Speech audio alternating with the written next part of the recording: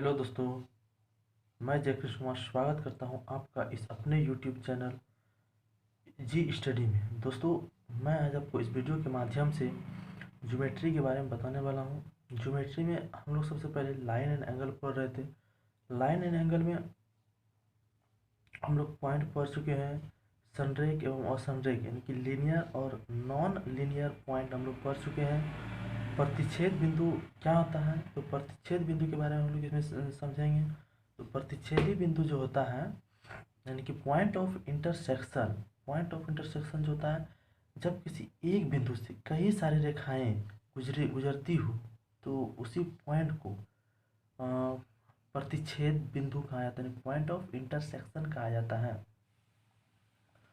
और उस सारी जो ये सब जो रेखाएं हैं, वो जो जितनी रेखाएं गुजरती है वो सब आपस में संगामी रेखा कहलाती हैं। तो दोस्तों, अब हम लोग पढ़ेंगे रेखा लाइन के बारे में। तो दोस्तों, सबसे पहले हम लोग जानते हैं रेखा।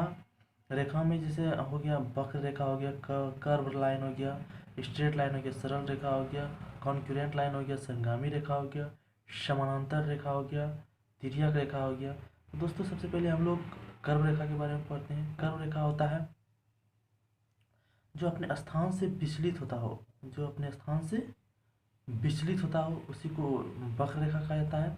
जैसे हो गया स्ट्रेट लाइन, हो गया जैसे एक सीधी रेखा को स्ट्रेट लाइन कहते हैं। संगामी रेखा जैसे कि हम लोग यहाँ पे पढ़े हैं, जब किसी एक बिंदु से किसी एक बिंदु से दो या दो से अधिक रेखाएं गुजरती हो तो वो सारी रेखाएं क्या कहलाती हैं?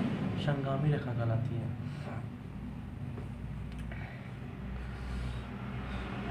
दोस्तों, अब समांतर रेखा क्या होता है? जब दो रेखा के बीच की समान दूरी हो, समान अंतर हो। जैसे इन दो रेखा के बीच की दूरी 3 सेंटीमीटर यहाँ पे, तो यहाँ पे भी 3 सेंटीमीटर होगा और आगे भी 3 सेंटीमीटर का ही दूरी होगा, तो ऐसी रेखा को क्या कहा जाएगा? समानांतर रेखा कहा जाएगा। अब आता है तिर्यक रेखा। तिर्यक रेखा जब दो समानांतर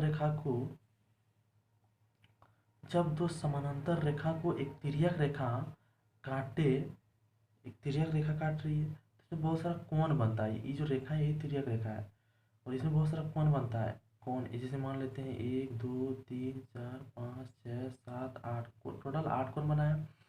और इस रेखा के ऊपर वाले कोण और इस रेखा के नीचे वाले कोण यानी कि बाहर वाले कोण को बाह्य कोण बोलेंगे और दोनों रेखा के अंदर जो है उसको क्या, कौन सा कोण बोलेंगे?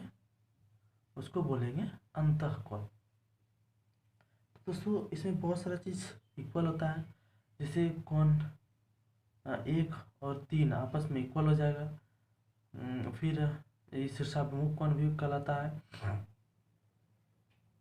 सबसे पहले इसमें हम लोग पढ़ते हैं कि कोण 3 और कोण 5 ये एकांतर कोण है। एकांतर कोण है क्योंकि एक का ही अंतर है, एक ही लाइन का अंतर है, इसीलिए इसको कौन सा कोण कहा जाएगा? एकांतर कोण कहा जाएगा। नहीं, कोण 3 और कोण 5 एकांतर कोण है। और इधर से भी कोण 5 और इधर कोण 4 और कोण 6 जो है एकांतर कोण है। तो ये दोनों कोण बराबर होते हैं, कोण 3 और कोण 5 बराबर है। ठीक उसी प्रकार संगत कोण यानी कि संगत इस रेखा के ऊपर वाले कोण, इस रेखा के ऊपर वाले कोण, इस रेखा के ऊपर वाले कोण, इस रेखा के ऊपर वाले कोण, कोण 2 और कोण 6, कोण 1 और कोण 5, कोण 4, कोण 8, कोण 3, कोण 7, ये जो है आपस में संगत कोण है और ये बराबर होता है। रेखा के एक साइड में जो है जितना कोण है और रेखा के ऊपर है, ये भी एक इस साइड में है और ये भी इसी साइड में है और ये भी रेखा के ऊपर है और ये भी रेखा के ऊपर है, तो ये दोनों कोण क्या हो जाएगा? संगत कोण हो जाएगा। ठीक इसी प्रकार इस पर भी हो जाएगा। कोण 2 रेखा के ऊपर है और कोण 6 जो है रेखा के ऊपर है, तो ये दोनों संगत कोण है और दोनों संगत कोण का आपस में बराबर होता है। अब होता है शीर्षाभिमुख कोण। जैसे कि यहाँ पे है कोण 1 और कोण 3 यानी आमने सामने का जो कोण होता है उसी को शीर्षाभिमुख कोण कहा जाता है। तो जैसे कोण 1 कोण 3 हो गया, कोण 2 कोण 4 हो गया, ये चार इनकी कोणा कोणी जो होता है, ये जो क्रॉस वाला कोण होता है आपस में बराबर होता है। अब अब हम लोग समझते हैं ये कैसे होता है। जैसे मान लेते हैं कि कोई एक दो समानांतर रेखा है, दो समानांतर रेखा को एक तिर्यक रेखा काट रहा है। अब एक तिर्यक रेखा काट रहा है तो एक यहाँ पे जो कोण बनता है एक रेखा पर पूरा 180 डिग्री का कोण बनता है, और इस तरह की तिर्यक रेखा काट रहा है इसको, और ये कोण मान लेते हैं 80 डिग्री का है। ये कोण 80 डिग्री का है तो ये कोण कितना हो जाएगा 100 डिग्री का, क्योंकि पूरा कोण 180 डिग्री का होता है, पूरा कोण 180 डिग्री का होता है। तो अब ये इतना हो गया। तो अब हम लोग जानते हैं कि संगत कोण बराबर होता है, यानी कि इस रेखा के ऊपर वाला कोण और इस रेखा के इस साइड वाला कोण, ठीक उसी प्रकार इस रेखा के ऊपर वाले कोण और इस रेखा के इस साइड वाला कोण, तो ये भी आपस में बराबर ही होगा क्योंकि संगत कोण है। तो ई कोण 100 है तो ई भी कोण 100 होगा, और जब ई कोण 100 है तो ई कोण भी 100 होगा, ताकि एकांतर कोण है। ये दोनों ई कोण और ये कोण जो है एकांतर कोण है, तो इसीलिए ई कोण जो है यानी एकांतर कोण ई कोण भी 100 हो जाएगा। जब ये कोण 100 हो जाएगा तो ये कोण कितना हो जाएगा, ये वाला कोण हो जाएगा 80 डिग्री, क्योंकि इधर भी तो पूरा मिलके 100 डिग्री का बनेगा। तो इतना सत्य है 100, तो ये जो शेष बचा ये कितना डिग्री का हो जाएगा 80 डिग्री का हो जाएगा, ठीक है। अब जैसे ये 80 डिग्री का होगा तो इसका संगत कोण कौन हो जाएगा, ये हो जाएगा, ये भी 80 डिग्री का हो जाएगा। जब ये 80 डिग्री का हो जाएगा ये 100 डिग्री का हो जाएगा, और यहाँ पे पहले से 100 डिग्री है, यानी कि ये प्रूफ हो गया।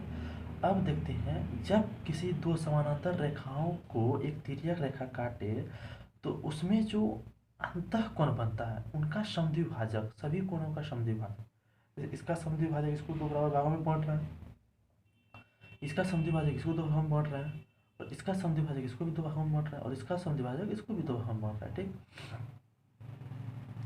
तो ये जो और ये कितना डिग्री पे मिलता है, ये 90 डिग्री पे मिलता है, ये जो मिलता है ये 90 डिग्री पे मिलता है, और ये भी 90 डिग्री है, ठीक। ये जो 90 डिग्री है, और ये जो आयत बनता है इसका जो ये कौन सा फिगर बनता है जिसको आयत कहा जाता है, ये आयत बनता है। अब ये 90 डिग्री कैसे होता है, मान लेते हैं कि ये पूरा मेरा था 100 डिग्री का, जैसे यहाँ पे था 100 डिग्री का था, ये पूरा 100 डिग्री का था, ये पूरा यदि 100 का था इसको 20 से समद्विभाजित करेंगे तो 50 इधर चल जाएगा, 50 इधर चल जाएगा, 50 इधर चला आएगा, और ये पूरा 80 डिग्री का था, ये पूरा 80 डिग्री का था, तो इसको जब समद्विभाजित करेंगे तो 40 इधर चल जाएगा, 40 इधर चल जाएगा, तो 40 यहाँ पे हो गया, इधर 40 हो जाएगा। त्रिभुज यहाँ पे एक त्रिभुज का निर्माण हो गया, ये त्रिभुज है ना बन गया, ट्रायंगल बन गया, ठीक। त्रिभुज के तो तीनों कोणों का योग क्या होता है, त्रिभुज के तीनों कोणों का जो योग होता है वो 180 डिग्री होता है। तो 40 और फिर 50 और 40 कितना हो जाएगा, 40 और 50 हो जाएगा मेरा 90, तो ये कोण कितना हो जाएगा 180 में 90 घटाएंगे तो 90 बचेगा, तो ये 90 हो गया। तो दोस्तों ज्योमेट्री में कुछ नहीं है, बस आप लोग रेगुलर क्लास कीजिएगा, और आज की वीडियो में बस इतना ही, आगे पढ़ेंगे हम लोग अगली वीडियो में। धन्यवाद।